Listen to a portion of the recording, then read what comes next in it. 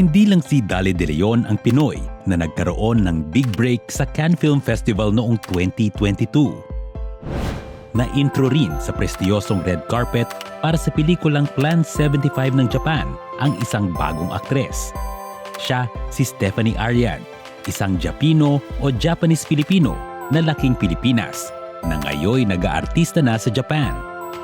Ang kanyang naging journey mula Pilipinas hanggang sa pag-abot ng kanyang mga pangarap sa Japan, ikinuwento niya kay Doc Ana sa episode na ito ng Share Ko Lang.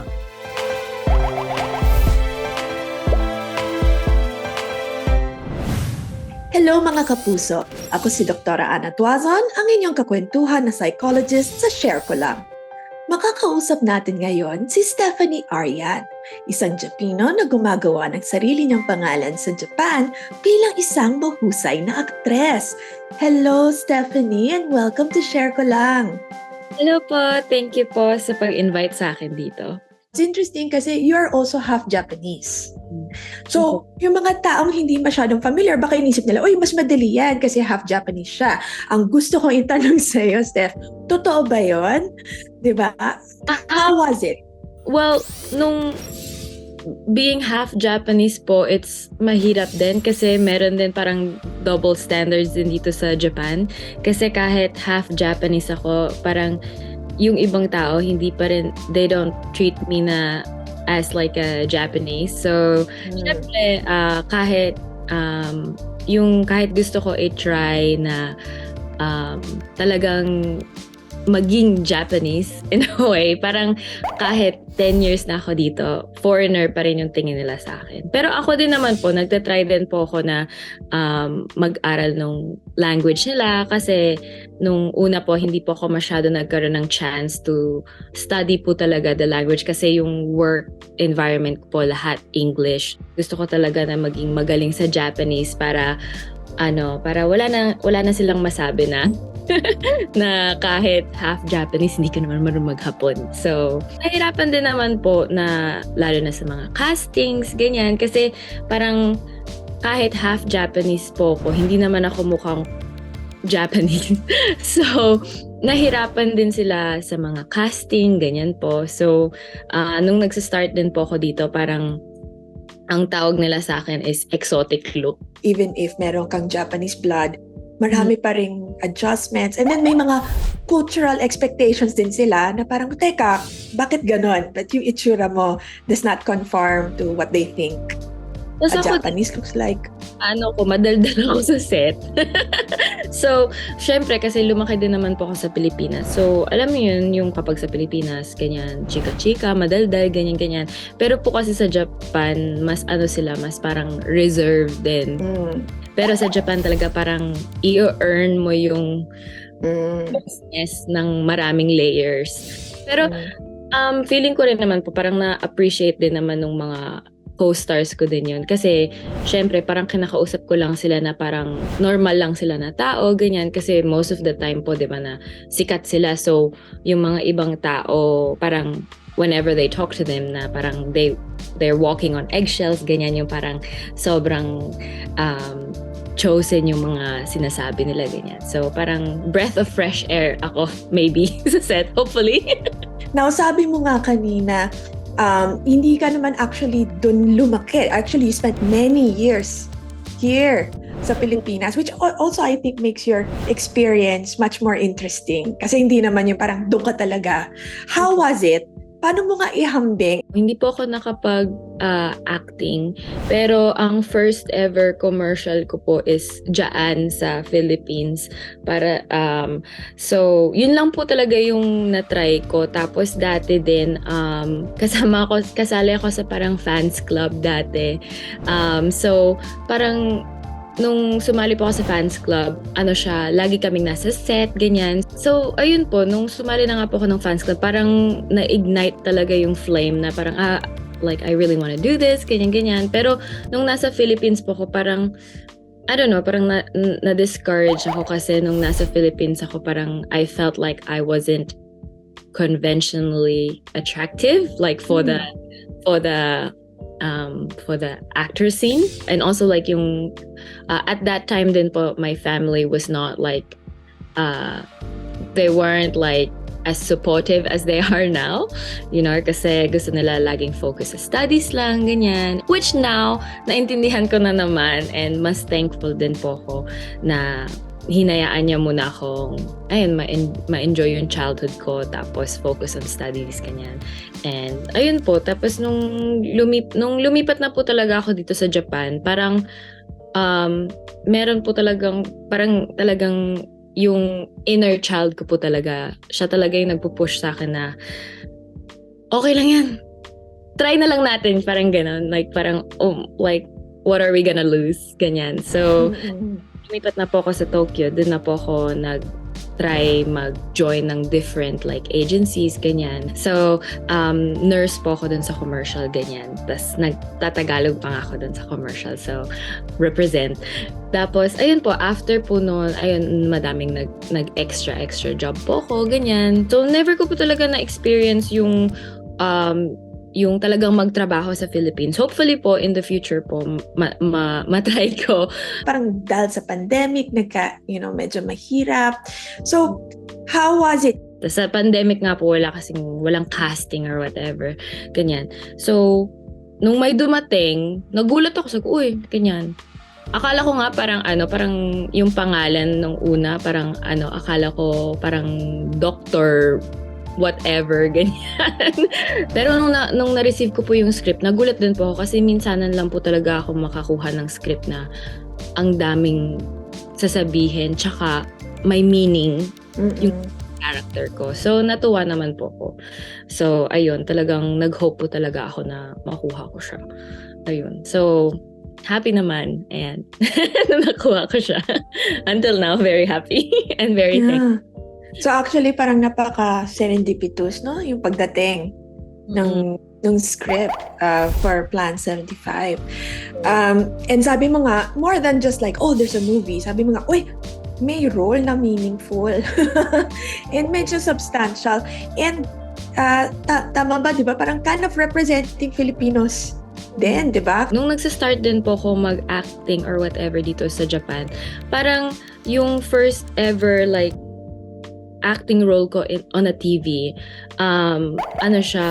hostess siya. Tapos pero maganda naman yung story. Pero parang naging trend siya na parang every month, hostess lang yung binibigay nila sa akin. So parang ako, Filipinos are more than that. And of course, like, I respect the hostesses in Japan. So, like, yung mga Pilipino na hostess dito sa Japan. Tapos, so parang hindi rin respeto yung mga Filipino workers. So, I mean, at an early age, sa acting ko, for me to say no to those things, it's very risky. Diba? Right. You just take what you can get for the moment. Yes, kasi yun talaga yung sabi sa akin ng mga iba kong mga na-meet before. Sabi nila, job yan, just take it, ganyan-ganyan. Pero ako talaga, inisip ko talaga na parang feeling, ewan ko, parang I set like my boundary na I want to, na if i-represent ko yung mga Pilipino in front of a different nation, in front of a different culture, gusto ko yung re-respetuhin nila tayo at maiintindihan nila yung story natin. Hindi lang yung parang wala lang, para lang may maidagdag, parang ganon. So, nung na-receive ko po talaga yung audition. Kasi nga yung audition po kasi originally meron na nga po silang actress na nasa Philippines na nakuha. Pero at that time po, since yung pandemic nga po, Japan like put up their borders. So, walang makakapasok, walang makakalabas. And nag-start na sila ng production. So, nung nag-audition po ako, initially, ano lang yun, parang substitution lang daw. Kasi hinihintay pa nila kung mag-open ba daw ulit yung borders. Tapos, nung nakuha na nga po ko, sabi sa akin nung agent ko that time, sabi niya, parang hindi pa to official, ganyan, substitute ka pa lang, so wait pa tayo a few days ba yun to see kung mag-open up ba yung borders. I believe din naman po na what's meant for you is like really for you. Tapos na-meet ko rin yung Filipino producer namin, si Sir Allenberg, through Zoom. Tapos nag-table read din kami. Tapos siya yung nagsabi that time na yung Tagalog ko may accent. Tapos sabi ko, Sigula, may accent yung Tagalog ko. So, nagulat ako kasi dapat, diba? Sigula, laking Pilipinas ako. So, ba't may accent yung Tagalog ko? So, pero minsanan ko lang kasi din siya magamit. So, after nun, talagang pinersonal ko yung comment niya. So, talagang nood ako ng lahat ng mga Tagalog movies, ganyan-ganyan. So, talagang pinractice ko yung Tagalog ko. Naisip mo ba nung una kang pumasok sa, trying to be an actress in Japan, na actually yung Filipino language mo is going to be your asset? Di ba? Parang your Filipino-ness and your Filipino language. Kasi it makes sense na medyo mawawala siya, di ba? Sabi mo nga, you're trying to acculturate, accommodate, nag-aaral ka ng Japanese, English, tapos bigla na lang ang gusto pala nila sa'yo, yung pagka-Pilipino mo. Hindi ko talaga siya na-expect na parang yun yung magiging asset ko. Kasi kahit ako po nung nag-start din ako, parang naguluhan din ako na ano ba yung parang strength or saan, like ano ba yung brand ko, ganyan. So, kasi parang ang gulo nga kasi half Japanese, half Filipino. So parang hindi naman ako pwedeng na parang i-cast na full Japanese kasi hindi naman ako mukhang Japanese, ganyan. So, ayun po. Pero thankful din naman po ako kasi since nung lumipat din ako sa Japan, parang naging out of touch po ko sa mga nangyayari sa Philippines. So, nung na-cast po ko sa Plan 75, parang rin siya, parang reminder rin siya na remember your roots, ganyan. Tapos parang remembering my childhood, like where I came from. Kasi masyado akong focused to be like in an international. Nung nandito ka, interesting na banggit mo kanina, di ba? Parang hindi mo masyadong naisip pumasok sa showbiz dito kasi ang inisip mo kagad, ay, yung itsura ko. Hindi pang local showbiz, which is interesting kasi sa Pilipinas, puro di ba, karamihan ng ating mga artista, di ba, are have something else as well. So I'm just curious, what do you consider your branding, outside of artista, si Stefanie, ano yung branding niya? Ano yung napansin mo? Parang, uy, ito yung branding ng gusto ng mga tao sa akin, pero actually, ito yung gusto ko. Wow. No one has ever asked me that question. I love that. I think ngayon po, I think I'm still like searching with what I want. But I think now, with all like the things I've done, I think ang gusto ko talagang branding talaga is to represent like different stories of Filipinos. Kasi we rarely get to tell our stories. Minsan lang natin makwento ang story natin in an international like setting. Like for them to, kasi kapag pumunta ka sa America, punta ka sa Japan, kahit saan, meron silang sariling image ng Filipinos. So, ayun po, parang yun talaga yung gusto kong gawin for me in the future po, is to represent and to tell the stories of like the Filipinos. So, ano yung mga dream stories mo, if you had, di ba, if you had the opportunity, ano yung mga gusto mo sanang lumabas na malaman ng iba, ito yung experience ng Pinoy, and maybe particularly in Japan, maybe or something closer to your experience? I think ang dream, kasi recently naman po, meron naman ako yung movie na ilalabas po. It's called Be My Guest, Be My Baby, but it's like what do you call this? It used to be a book, pero it's based on a real life story. The author wrote his love story tsaka ng asawa niya. Pero ang maganda dun sa movie na yun is makikita ng mga Pilipino na nasa Pilipinas kung paano kami nagsastruggle para mabigay yung mga gusto nyo. So, yun naman yung gusto ko na, kasi minsan kapag nakita na, ay, nag-a-abroad, ganyan, maraming pera, ganyan.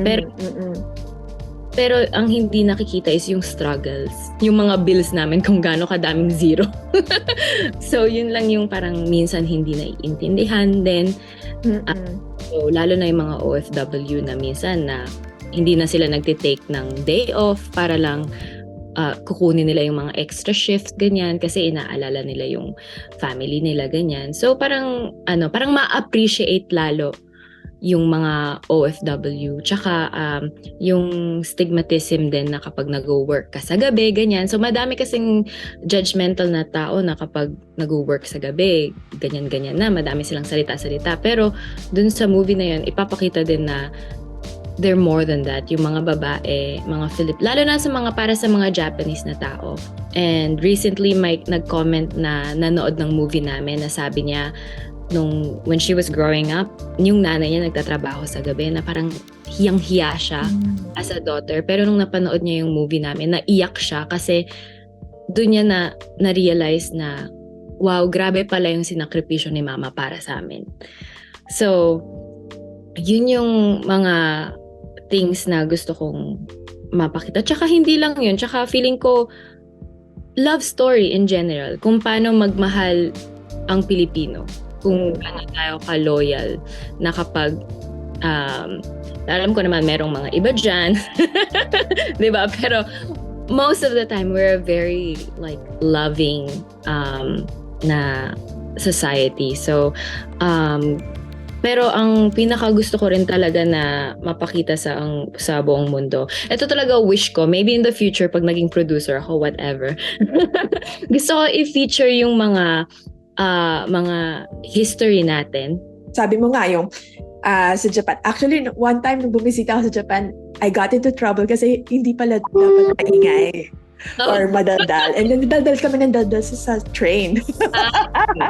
Tapos parang, bakit ang sama ng tingin nila? Bawal pala. Pero yung mga ganon, and you wouldn't notice na may binabangga ka pala or merong rules until something different comes along, di ba? Until someone, you try something else. So, nagkakaroon, and I wonder, kasi yun na nga, di ba, parang in many aspects of your life, as far as we know at least, of what we know from the public, is parang feeling mo ba expert ka na sa pag-navigate ng cultures ng, di ba, parang ito ang expectation, sige, mag-a-adjust ako, ito pala ang kailangan nila, kasi in a way, di ba, pag global citizen, kumbaga, or international, ang talagang lumalabas dyan yung adaptability. And then we talked about that, pros and cons. Sometimes, you're so adaptable. Teka, sino ba ako? Baka masyado na ako nag-adjust. Yun ang sakit ng Pinoy, actually. When Pinoys go abroad, di ba, they adapt so well, language, everything. And then sometimes, nawawala. So do you consider, how do you consider yourself as a navigator of the cultural seas? I wouldn't call myself as an expert, pero I think like what I really like talk to myself about is like having my boundaries. Na anywhere I go, I need to like follow like said boundaries and stuff. Like when I think or feel when I feel uncomfortable in a situation, I really have to say no. And I think like din siya, parang it's my spicy Filipino side then na I can say no. Because in Japan, like as a woman, that's a different story than most of the women here, mahirap sila mag-no. I mean, in general, Japanese people, like it's hard for them to say no, but like for a woman to say no, higher up, it's like, it's very rare. Pero again, like when it comes to adjusting as well, like dati nung nagsistart din ako, parang as what you said po, na parang grabe ako mag-adjust. Yung talagang parang naging chameleon ka na. Pero throughout like my journey po, parang merong nagsabi sa akin na don't let anyone like dim your light. Ganyan. Sabi niya sa akin na parang let your star shine, ganyan na. Kasi I don't know, like I always felt na ayokong pabida, ganyan or whatever. So yeah, so like surround yourself with people who are like happy to see you success, ganyan, na maging successful ka na. They're there to congratulate you, they're there to like be a shoulder to cry on kapag when you're on your lows, diba? So okay din talaga yon na meron kang ganung circle, kasi I'm sure in other areas of our lives we don't have that luxury naman, diba? At work we always have to be a bit professional, etc. Pero maganda sana at the end of the day, di ba? Meron ka talagang close set of people, whether that's family, friends, or boyfriend, na parang, I can be myself. I don't have to project Any persona, any personality. It doesn't have to be everyone in your life. Sometimes you just need that one person. Diba? Or a couple of people. Para hindi naman ma-pressure yung isang tao. So, what's next for Stefanie Arianne? And what's next for me is next year I will have multiple movies po that will be out. I can't say the names or which ones, pero I'm very, very excited for next year kasi lahat sila sabay-sabay ata sila lalabas next year. I'm sure we will hear so many more things from you. We're excited. Sana yung iba doon makarating sa amin para we could also, watch your movies. Nako, thank you so much, Stefanie Arianne. Thank you, nako. And I do hope those stories come out one way or the other.